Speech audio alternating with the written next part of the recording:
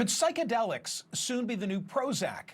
Back in May, a New York Times headline caught my eye. It read as follows: "The psychedelic revolution is coming.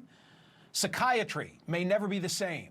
And it detailed how psilocybin, the active ingredient found in magic mushrooms, is being seriously considered for the treatment of mental health issues. The Times put it this way: after decades of demonization and criminalization, psychedelic drugs are on the cusp of entering mainstream psychiatry, with profound implications for a field that in recent decades has seen few pharmacological advancements for the treatment of mental disorders and addiction. The need for new therapeutics has gained greater urgency amid a national epidemic of opioid abuse and suicides. So why is my fixation on psychedelic mental health treatment resurfacing now? It's because of results of a major psilocybin therapy trial expected soon, several of them actually. Joining me now is George Goldsmith. He's the CEO and co-founder of Compass Pathways. That's a company that has developed one of the psilocybin therapies that's under review.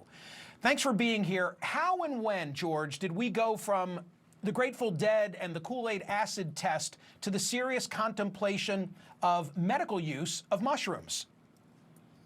Hi, Michael. Thanks so much for having me on. And actually, there was a rich history back into the 40s and 50s looking at these substances. LSD first, which was synthesized in 1943, and then 1958 synthesized psilocybin, which is, as you point out, an active ingredient in so-called magic mushrooms.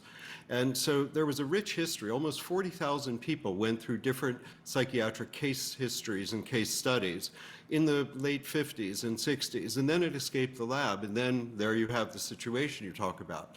But given all the things that are going on, these really merited reconsideration. And I think there have been some very dedicated researchers from Johns Hopkins, New York University, UCLA, Imperial College London, Zurich, all looking at this for about the last 15 years. But those have been small studies. And given all the pressure we have on helping people with mental health issues, we decided to take a look at that and really do the large-scale studies that would really help bring these to market so that patients could benefit.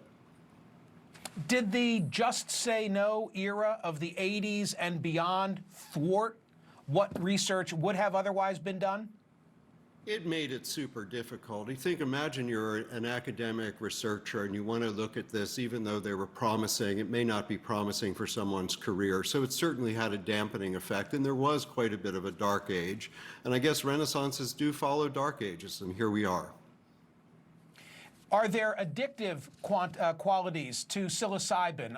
How about organ damage? I'm sure that people who are watching this are going to worry about some of the ramifications, some of the side effects. Well, I think that there are some side effects that tend to be psychological side effects, but I think that those are really important for us to manage. What we do is give these medicines under carefully controlled circumstances with trained therapists. So that works very, very well for patients. And so in terms of addiction, we really don't see, and there's been a ton of research on this, these are not addictive substances. As a matter of fact, if you try to take them frequently, what happens is they become less and less effective because the brain receptors simply become unavailable for more stimulation this way. So quite frankly, we think that this is relatively safe, again, when provided under carefully controlled situations, as we're doing in therapy with patients. I know that you're trying to get to market with a synthetic psilocybin. If you're successful and I'm the patient, what does administration look like? Where am I and what am I doing? Sure, this is super important, and no mushrooms are harmed, to your point. We're developing a medicine to the highest global standard, so at the same dose, same medicine taken anywhere in the world will produce, this is the same. So we're really focused on quality. In terms of the setting, people first are prepared. Typically where we're working is patients who are not helped by existing treatments, and there are about 100 million of these just in depression alone. And so the first thing we do is they come off under supervision, medical supervision, they come off their current medication. And then they are prepared to help people understand what a psychedelic experience could be like by a therapist, who then will accompany them in a controlled setting. It looks more like a living room setting. People are given the medicine after they've explored some of the issues that they plan to address. And then what happens is they're given eye shades and also a soundtrack for 7 hours. And it's a deep inward experience where people get to see their lives perhaps in a different fashion. And they're supported by a therapist the entire way. The day after, they come back and they review what they've learned about their life and how they see things perhaps differently. Because depression quite often can be just a very negative habit of self-talk and so forth in terms of how people's lives may not be what they wish. And quite often what we hear is that the psilocybin therapy gives them a new perspective on their life and frees them from some of the tyranny of those symptoms.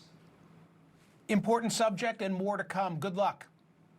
Hey, thanks so much, Michael. Thanks for having me on.